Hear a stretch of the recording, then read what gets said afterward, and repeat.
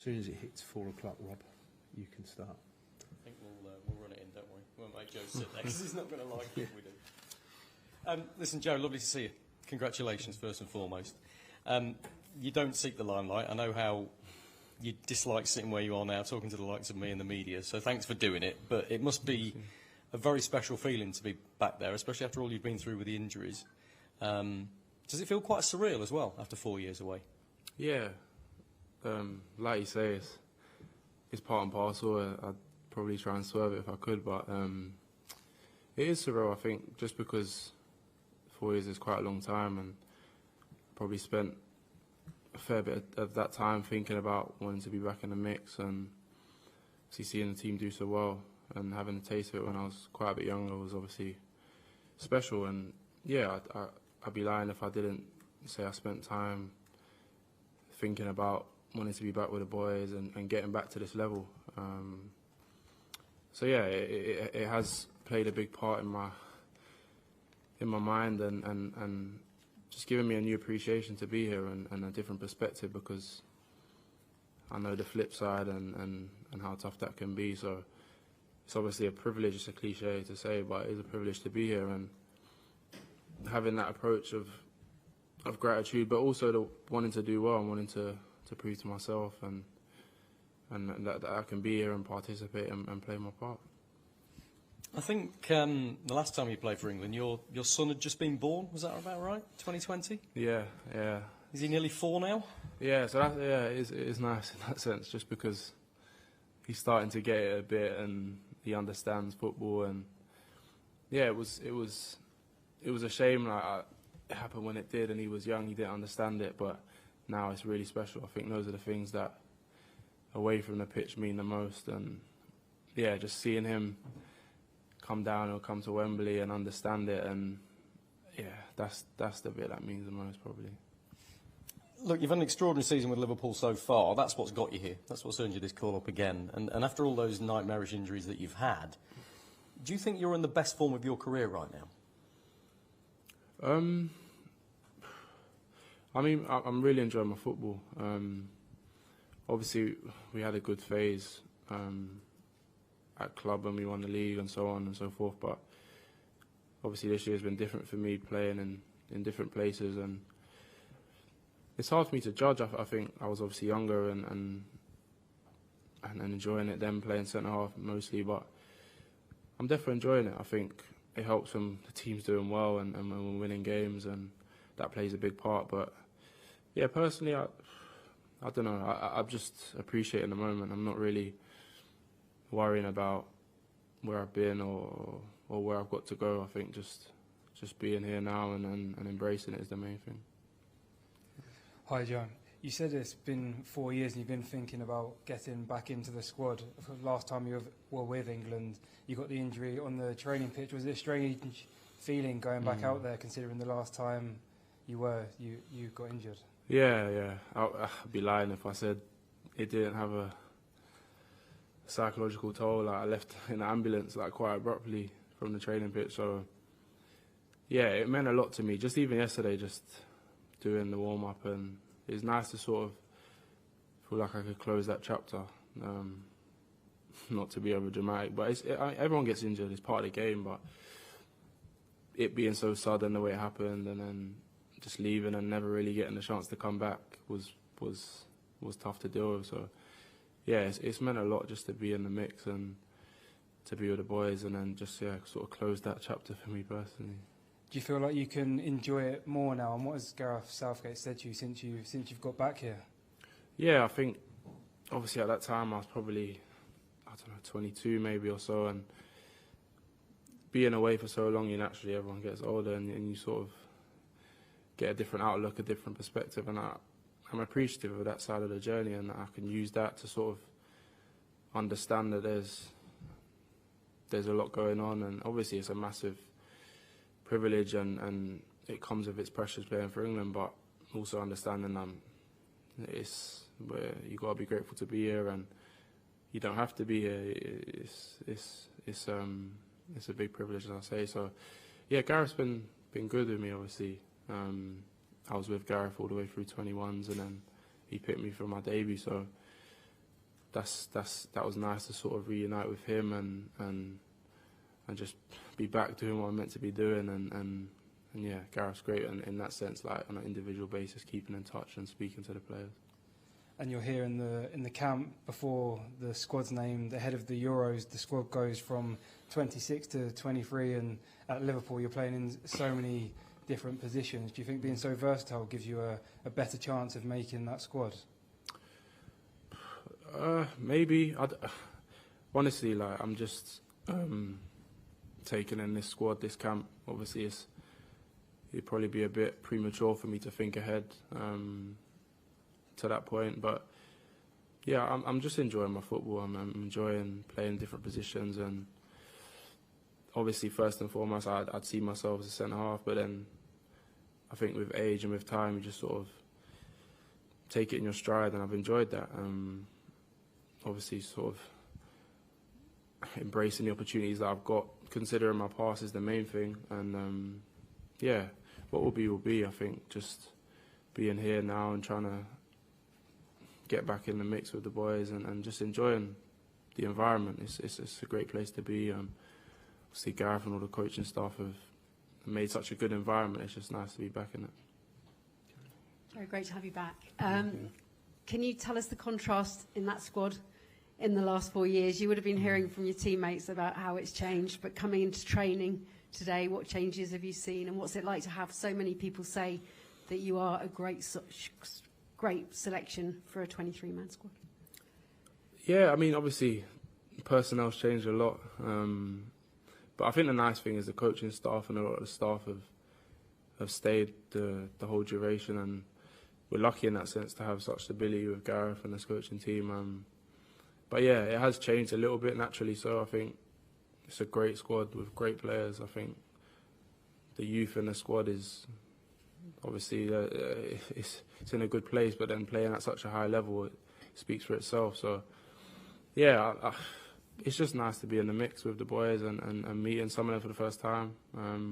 But then also people like Harry and Hendo that were here when I made my debut, and it's a nice balance and nice to be amongst the boys. I know Virgil van Dijk's had a big influence on you. He's recently said, "You thought I was done. I'm not done yet." He's reined back on those comments, but what an inspiration of a comeback story. How much has he influenced you, and then how nice was it to keep Ollie Watkins shut out with your aerial duels, which he's struggled to do in the past? Yeah, no, I think Virgil's ability and his achievements speak for themselves. I'm obviously very close with him. We sort of went through similar phases with injuries at the same sort of time, and that we can relate in that sense. And yeah, I mean, Virgil can say those sort of things. I think he's who he is, and I wouldn't come from that angle personally, but he's a great guy. I think he's transitioned so well doing what he's doing. But yeah, it's nice to be here and amongst the boys that are here, and we know we've got big games coming up, so it's going to be a tough test. You've really grown in confidence over all those roles. Where's that confidence come from? I think naturally players want to play, and there's nothing like getting consistency in play, and obviously the environment helps, and a manager that gives you the license to just be the best you can. I'm thankful for that, and yeah, just I think getting rhythm, getting consistency, and then you can sort of let the anxieties when it's a bit more staggered when you're not playing as often, sort of fall by the wayside. And I think that's been the biggest thing, just getting rhythm and enjoying that flow. How you doing, Joe? Nestor McGregor from BBC Sport. I introduced myself because it's my first time, and I'm a fellow Catford boy as well. So yeah, good to see another. I just wanted to know, you mentioned always being optimistic about getting back into the fold, but I wonder, with each squad selection that was named, did you sit by the phone? And when the phone didn't ring, might it have been another time the squad was going to be announced and you just wrote it off and planned something anyway? And did you have to cancel anything this time around? Yeah, I did. I was had to buy a book, so I was probably off there. But yeah, I mean, naturally there was probably occasions where I felt like maybe I had more of a chance than others. Obviously, early on, I was just focused on getting back to a good place. I think it was tough to come back from, and I wasn't expecting to be back in the mix as soon as I was fit. Obviously, it was tough at times when, in the past, pre-injuries, like when I've never been to a major tournament and then missing out on those. But I've always been at peace with the outcome. I've never been fixated on how I've not gone, so I'm guided. I had to be, I think, just focusing on the process and where I was with club and doing that fundamentally is the main contributing factor to getting back in the fold. So I think everything, I'm believing everything happened for a reason at the right time. So I'm happy to be here now. And yeah, it was obviously a lot of tough times and periods to sort of get back, but it's nice to sort of hope that that's compounded the hard work over time to get back to this point. Mm-hmm. Well, I hope you got a refund in your Dubai fare and hotel. It's worth saying, we keep harking on about 4 years, but you might seem like a new player. Someone who else is new is Kobbie Mainoo. I wonder if there's an England initiation. Have you had to do one because it's been so long, and what might he have to do? I don't think so. I think it's probably daunting enough to come back in, and yeah, I think everyone, the group, the senior lads, the manager and the staff, try and make the boys feel as comfortable as possible. And yeah, I think he's enough to focus on. I know it feels like your first camp, and similarly me being in that similar sort of position, having been away for so long, that's probably a bit of an ask to have to stand on the chair and sing or something. But yeah, I mean, that's one of the beauties of having Gareth and the staff, how comfortable they make the boys feel. And essentially, everyone just wants to focus on their football and do the best they can for the country. Mm. And with your son being 4, I imagine a summer holiday might have been planned for June, July. I'm guessing that's not going to be the case. You want to be on that plane, and what would it mean, like, to come full circle? Yeah, I mean, I don't want to think too far in advance. I'm focusing on this week, so we've got 2 good games against top opposition, and being back on the pitch would be nice. And yeah, I'm not thinking ahead that far. Obviously, we've got a lot to play for in the rest of the season as well on the club side. So, yeah, what will be. I'm just taking it each day as it comes, sort of thing. Okay, anyone else in the live section? James on it. Hi, Joe. After Liverpool drew against City, your manager, Jurgen Klopp, went on TV and said, Joe Gomez, Gareth, honestly. Just wondered what you made of that when you saw it. Yeah, obviously didn't see it live. Yeah, I mean, the gaffer, that club is the gaffer. I think he's one of a kind, and I obviously owe a lot to him. That he's been probably the biggest influence on my career, or definitely. And yeah, it's nice to have that support from your manager, and I definitely didn't ask him to do it. So. But yeah, he's obviously been a massive influence on me, not just as a player but as a person. So that was obviously nice of him, I guess. It feels like he's really championed you sort of consistently. He always seems to quite often single you out and sort of talk you up, and it must be great for your confidence. Yeah, I think similarly to here, I think it's nice to have a manager that you collectively all want to play for and give your all for, and that's the case there. And I guess instances like that play a factor, and yeah, it's obviously special to play under him, but the main thing was doing what I can to get back here, and yeah, that's sort of that. There's obviously a lot of focus on Klopp leaving and the talk about wanting to go out on a high, but would the sort of perfect end to the season for you be to win something more at Liverpool and then to go away with England at the Euros? Yeah, that's the aim. I think no matter the period, obviously the manager announcing that he's leaving plays a part in things and the whole view towards the rest of the season, but it was always the same. That the application won't have changed. You want to win every game, every footballer does, I guess, and that won't have changed from when he signed his renewal to when he said he was leaving. I think we all obviously appreciate it massively, but yeah, nothing's changed. Everyone just wants to do well, and you can only do that by taking one at a time. I think we can't look beyond. It's obviously highly competitive, and it's not going to be easy, but yeah, all we can do is focus on what's ahead. Toll. And can you just tell us specifically how you sustained the injury and just your emotions before you... Was it the same pitch that you returned to on yesterday? Yeah, it was the same pitch. We were just doing an 11v11 sort of thing, and then... Yesterday, you mean? No, yeah, in the injury, yeah.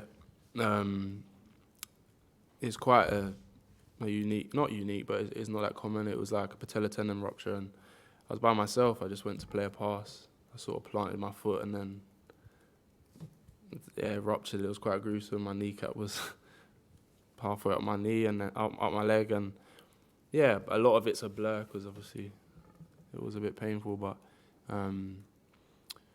yeah, from that point it was obviously a massive part of my life, probably the hardest point in my career. Just that moment because of how it happened, and then yeah, the last time I saw Gareth, I was on the bed waiting for the ambulance. So yeah, it was tough, and it is a big part of my journey that I wouldn't shy away from. Obviously, I've moved past it, and a big part of my application and my motivation comes from working in that period to get back, and I don't ever want to lose that because it's shaped me into who I am. And yeah, I just think losing sight of where I've come from is important. I don't lose that. So it's definitely changed my application towards everything, recovery, gym work, and so on, and just keeping it up. I think it's important, but I'm at peace with what happened, and definitely moved past it. It's that long ago now. It's not. Just in terms of the emotions going back onto that same pitch yesterday, can you sort of go through in the same kind of detail? Yeah, it was.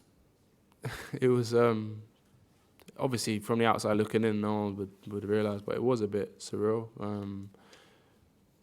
I've sort of prepared myself mentally, obviously, but I think there obviously naturally was probably a bit of an underlying trauma that I could sort of draw a line under coming back, and yeah, it meant a lot in that sense for sure. Joe, you had a few games behind closed doors for England, your last 3 games. So your last game in front of fans was the game where, when you came on, there was some boos in the stadium. I mean, how did that feel, and how did you deal with that and process that? Yeah, it was obviously testing. Like it was. You never want that to happen in front of your home crowd, but it was obviously a scenario that moved long past now, and yeah, I'm looking forward to getting back in front of the fans and playing. I think Wembley's such a special stadium that playing in the cup finals and so on, being there every time is special. So I understood that. I didn't delve too deep into it or let it consume me too much. I understood it wasn't great. Obviously, I'll be lying, but it is what it is, part of football. Jack, can I ask you a question about sort of the messaging from Gareth and the staff around this camp in comparison to sort of when you were last in the group? Because 4 years ago the team were building towards something, and now you're heading into this summer. There's a feeling that you're on the cusp of and on the brink of actually achieving winning a trophy. Have you found the sense that kind of messaging and the sense around the squad has shifted and changed? Yeah, definitely. I think rightly so, with the success that the team's had. I think the manager mentioned the world rankings that England were 13th or 14th at that point when we last played Brazil. So I think the team and the manager have done unbelievably well, and now sitting where they are, and I think going into the Euros should definitely it's definitely creates a confidence. I think the identity of the team and the philosophy behind the way that Gareth wants to play is clear, and yeah, I think going off the back of the successes in the World Cup and the Euros, I think it's a given that the team understands that probably our favourites in some senses to do well, and but there's also that underlying confidence that it can be backed up. But it's obviously a long way to go, and it's going to be a process to get through the group and so on. But there's definitely the past to look back on and see the results in the Euros and the World Cup and say, like, it's achievable. It's just last of all for me, is there a feeling from your point of view that because of that there can be no kind of bedding back in period for you've got to hit the ground running if you're going to have any chance of sort of making the squad in the summer? Yeah, I think that's always the case. I think you have to try and put your best foot forward in this environment, and as I said, it's always a case in my view of just one game at a time and hoping that all comes together to get in the mix. But you always want to do your best when you're wearing this shirt, and that will never change. Just the last one before I get Anthony Gordon, Mike. Just on the recovery from injury, how mentally testing was that for you? Was it almost a surprise to you how mentally testing that could be? And also, were there anybody in particular that you really lent on during that time? Yeah, it was. I think more so psychologically because I was by myself, the nature of the injury, and trusting my body again, because obviously I need to do that sort of movement again. And there was a lot of people. It's hard. I think first and foremost my wife, just supporting me unconditionally, and obviously my boys, or at the time my eldest son, people at the club, obviously the physios, and just helping shape my whole outlook. I had to sort of change my processes and understand all the finer details. And the surgeon, there's countless people that I probably do a disservice to if I didn't name them. And I think it was definitely the hardest point, not just as a footballer but as an individual, just sort of worrying, having that uncertainty about the future, and sort of falling away a bit, and understanding that I've got a long way to go, worrying if I'd be able to get back to a level. So, but I'm grateful for it all, just because, like I say, it's helped shape me, and I can always lean on it to keep perspective and a wider view of things. No matter the scenario, I think I can always look back to those moments and see the positives. Thanks, everyone. See you next. Cheers. Thank you, guys. Thank you.